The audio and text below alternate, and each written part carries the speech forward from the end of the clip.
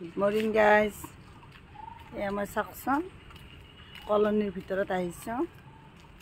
এতিয়া কাৰ ঘৰত যাওঁ তাকে চিন্তা কৰি আছোঁ।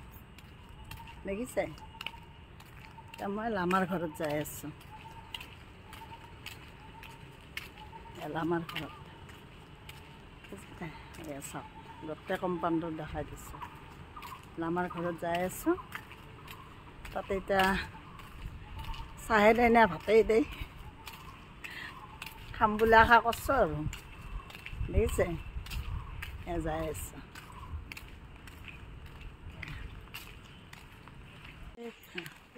আহাৰটো তহঁতৰ অসুবিধা হোৱা নাই? এই বিৰাট অসুবিধা হৈছে।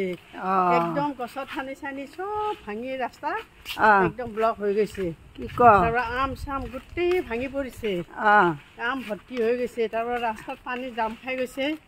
একদম খোজকাঢ়ি আহিব পৰা নাই আৰু দেৰি হৈ গৈছে, বহুত দেৰি হৈ গৈছে। মই তেতিয়া কামাখ্যা ষ্টেচন পাইছোঁ। কি কয় কামাখ্যা ষ্টেচনৰ পৰা ট্ৰেইনৰ পৰা নামিছোঁ, বতাহ বৰষুণ পুৰা ধাৰাসাৰ বৰষুণ।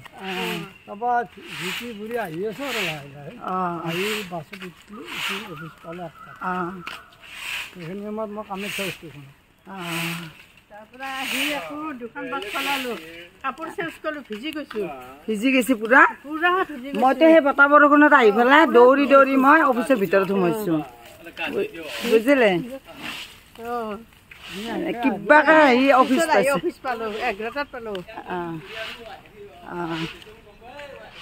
দে